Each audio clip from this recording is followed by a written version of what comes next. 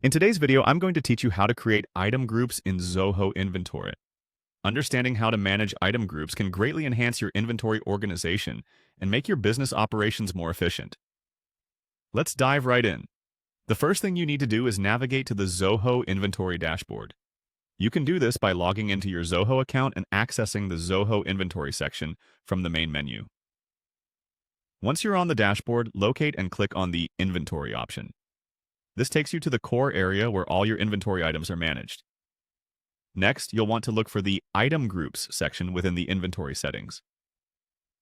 Clicking on Item Groups will redirect you to a page that lists all the existing item groups, allowing you to manage or create new ones.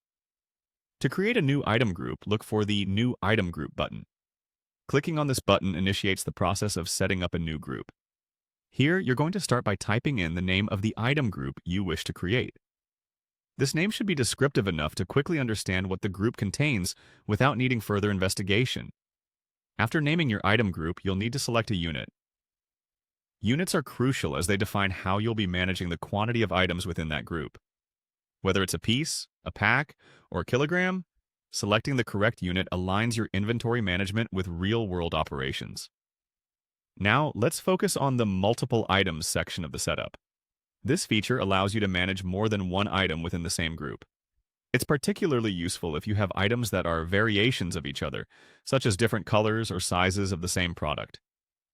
Understanding this functionality will make it easier to streamline your inventory tracking and prevent any administrative headaches later on.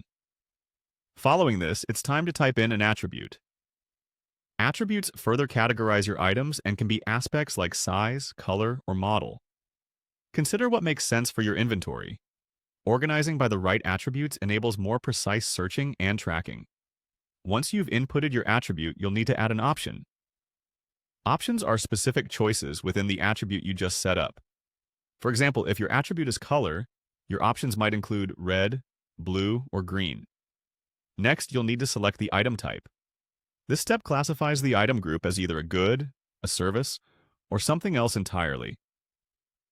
Choosing the correct item type ensures that the system treats each group correctly when it comes to things like tax calculations and inventory adjustments.